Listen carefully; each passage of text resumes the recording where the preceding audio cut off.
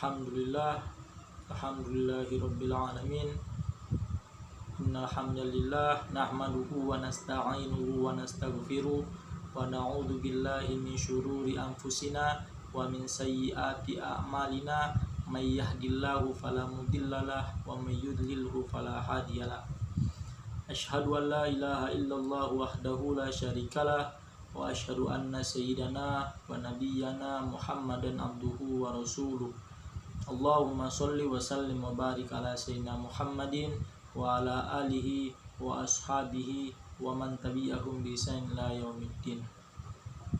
Alhamdulillah, segala puji bagi Allah Subhanahu wa taala yang masih memberikan kita kesempatan, kesehatan, kekuatan, nikmat dan iman. Selanjutnya terlupa pula kita aturkan kepada junjungan kita, yakni Nabi Allah Habibullah Muhammadur Rasulullah sallallahu alaihi wasallam. Langsung saja pada pertemuan kali ini kita akan membahas tentang keberagaman dalam membaca Al-Quran. Selanjutnya kita akan berbicara tentang keragaman bacaan Al-Quran. Salah satu sebab yang melatar belakangi munculnya keragaman bacaan Al-Quran atau variasi lectiones adalah ketidaksempurnaan aksara Arab, yakni scriptio defectiva, yakni yang tidak memiliki tanda-tanda vokal dan titik-titik diakritis pembeda konsonan berlambang sama yang waktu itu digunakan untuk menyalin teks Al-Quran. Nah, adapun alasan lain yang menyebabkan terjadinya perbedaan bacaan tersebut dalam tradisi qiraah yang 7 dan tradisi-tradisi bacaan di luarnya adalah bahwa di kawasan-kawasan utama Islam yang memperoleh kiriman salinan Mushaf Utsmani telah berdiam para sahabat Nabi, yang dimana darinya masyarakat wilayah tersebut itu mempelajari bacaan Al-Quran tersebut. Nah, karena salinan-salinan mushaf yang dikirim Utsman bin Affan ditulis dalam scriptio defectiva, maka masyarakat di tiap wilayah itu tetap membaca mengikuti bacaan yang mereka pelajari dari para sahabat Nabi Shallallahu Alaihi Wasallam. Nah, sepanjang itu bersesuaian dengan teks Mushaf Utsmani. Sementara apabila yang tidak bersesuaian dengan Mushaf Utsmani, maka ditinggalkanlah. Dari sinilah muncul keragaman bacaan di dalam kalangan qurra dari berbagai wilayah Islam. Tetapi menurut sudut pandang tradisional, variasi lectiones atau terutama dalam kategori mutawatir dan masyhur itu bersumber langsung dari Nabi sendiri, Nabi Shallallahu Alaihi Wasallam. Nah, gagasan ini dipijakan pada sejumlah hadis yang menegaskan bahwa Al-Quran itu diwahyukan dalam 7 ahruf yang terkenal dari berbagai hadis, terutama pada hadis riwayat dari Umar Ibnu Khattab dan Hisham Ibnu Hakim.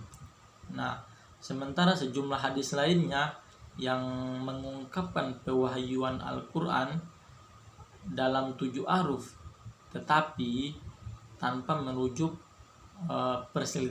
perselisihan tentang perbedaan bacaan di kalangan kaum muslimin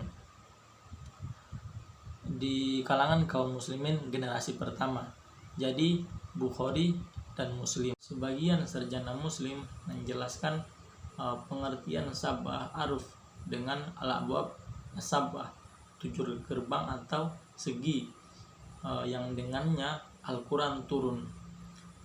Ketujuh segi ini berkalian dengan perintah, larangan, janji, ancaman, perdebatan, kisah masyarakat terdahulu, dan perumpamaan. Ketujuh segi itu juga diberi kandungan lain, yaitu perintah larangan, halal, haram, muhkam, mutasyabih, dan perumpamaan.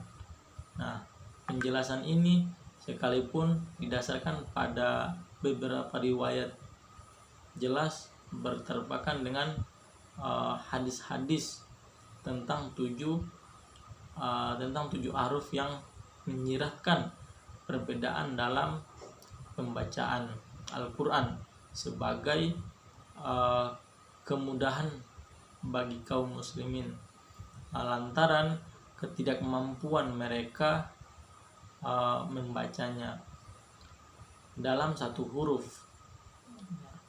Jika perbedaan di kalangan sahabat menyangkut hal-hal yang dijelaskan dalam kandungan abwab as-sab'ah, maka adalah mustahil bagi Nabi untuk menjustifikasi perbedaan-perbedaan tersebut. Nah, karena bisa berkontradiksi antara satu dengan yang lainnya. Yang halal bagi suatu bacaan bisa menjadi haram bagi bacaan yang lain. Yang diperintahkan bisa menjadi terlarang, yang muhkam bisa menjadi mutasyabih atau sebaliknya, dan seterusnya. Selanjutnya yang dimaksud dengan pemaknaan tujuh huruf berikut adalah tujuh dialek atau lahza yang berbeda, yakni dialek Quraisy, Huzail, Thaqif, Hawazin, Kinana, Tamim, dan Yaman. Menurut penjelasan ini, jika ketujuh dialek tersebut berbeda dalam mengungkapkan suatu makna, maka Al-Quran itu diturunkan dengan sejumlah lafaz yang sesuai dengan dialek-dialek tersebut. Nah, tetapi bila tidak terdapat perbedaan, maka Al-Quran itu hanya diturunkan dengan satu lafaz. Sebagian ulama lain berpendapat bahwa pewahyuan dalam tujuh dialek itu yakni bermakna Al-Quran secara keseluruhannya tidak keluar dari ketujuh dialek tersebut. Meskipun sebagian besarnya dalam dialek Quraisy, sebagian lagi ada yang dalam dialek Huzail, dan terusnya. Penjelasan semacam ini juga tidak cocok dengan riwayat dari Umar dan Hisham yang disitir pada penjelasan di atas tadi.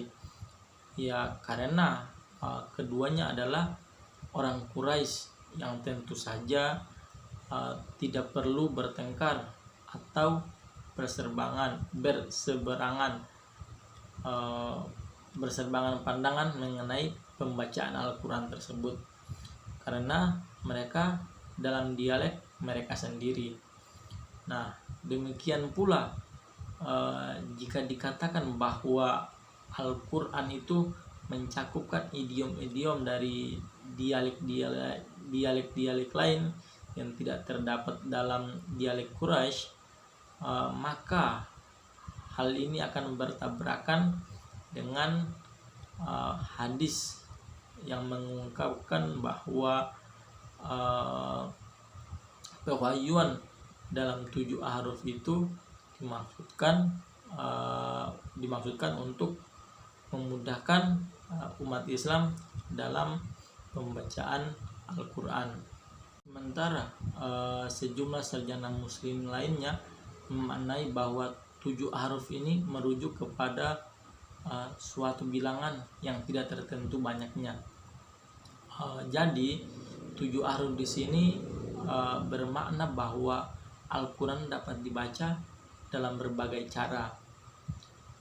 Keberagaman cara pembacaan Al-Quran ini yang juga diakui sejumlah sarjana muslim lainnya, itu membolehkan pembacanya mengganti sesuatu kata dengan kata-kata yang lain, yang dimana itu memiliki makna yang senada, tetapi pembagian itu tentunya bisa mencakup jumlah yang sangat banyak.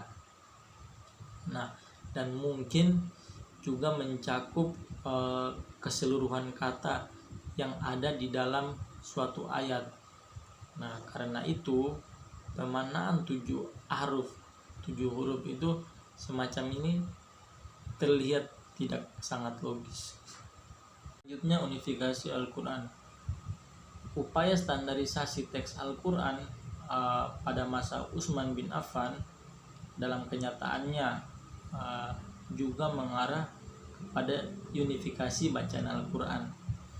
Dengan eksisnya teks yang relatif seragam, pembacaan Al-Quran yang dipijakan pada teks tersebut tentunya akan meminimalkan keragaman, tetapi lantaran aksara yang digunakan ketika itu untuk menyalin mushaf Utsmani, yakni scriptio defectiva, itu belum mencapai tingkatan yang sempurna. Nah, akhirnya keragaman bacaan itu masih tetap mewarnai sejarah awal kitab suci kaum muslimin.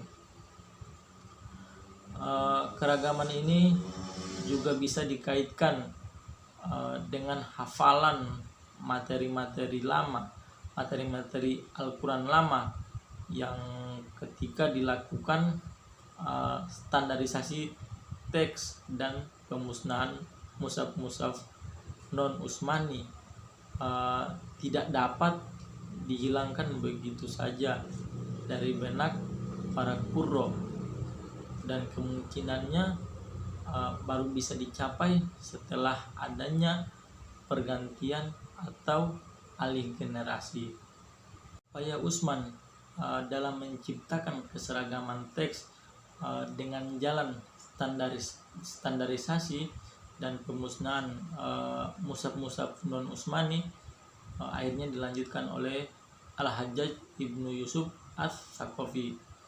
Nah, informasi-informasi tentang introduksi penulisan, tanda-tanda vokal ke dalam teks Al-Quran yang biasanya dikaitkan dengan Al-Hajjaj itu menyiratkan bahwa eksistensi teks konsonantal Al-Quran dalam bentuk tertulis itu merupakan suatu kenyataan yang di atasnya dipijakan upaya-upaya penyeragaman bacaan. Nah, hal ini dapat dibuktikan dari situasi periwayatan Al-Quran, seperti terlihat jelas dalam qiraah Hasan Al-Basri. Beliau adalah salah satu imam qiraah yang 14 yang sejaman dengan Al-Hajjaj tersebut. Nah, dilaporkan bahwa Al-Hajjaj juga telah berupaya memeras keluar qiraah Ibnu Mas'ud dari peredarannya di kalangan kaum muslimin. Nah, serta mengirim satu eksemplar mushaf Al-Quran ke Mesir. Pengiriman ini menjelaskan di satu sisi bahwa Kufah ketika itu jabatan gubernurnya dipegang oleh Al-Hajjaj sendiri. Nah, merupakan sentral para qurra serta tanah air Al-Quran beraksara Kufi. Nah, dan di sisi lain juga menjelaskan bahwa di Mesir ketika itu belum terdapat salinan orisinal mushaf Utsmani. Upaya standarisasi yang dilakukan oleh Utsman ataupun pada masa berikutnya oleh Al-Hajjaj bukannya tanpa tantangan, bukan tanpa rintangan, sebagaimana telah ditunjukkan dua sahabat terkemuka Nabi Shallallahu Alaihi Wasallam yang kumpulan Al-Qur'annya itu memiliki pengaruh sangat luas di kalangan kaum muslimin yang awal, yakni Ibnu Mas'ud dan Abu Musa Al-Asy'ari. Nah, terlihat mereka itu tidak menyepakati kebijakan Utsman dan menolak memusnahkan mushaf-mushaf mereka. Nah, generasi muslim berikutnya yang mengikuti jejak kedua sahabat tersebut masih tetap memelihara bacaan-bacaan non-Utsmani, bahkan hingga abad ke-10. Adapun penulis Fihris Ibnu An-Nadim melaporkan bahwa ia telah menyaksikan dengan mata kepalanya sendiri bahwa salinan-salinan mushaf Ubay Ibnu Ka'ab dan Ibnu Mas'ud, tetapi lantaran tekanan politik dan dengan berlalunya masa, rintangan-rintangan terhadap upaya standarisasi teks dan bacaan Al-Quran berangsur-angsur mulai melemah. Nah, hingga akhirnya menghilang dari pencaturan sejarah Al-Quran.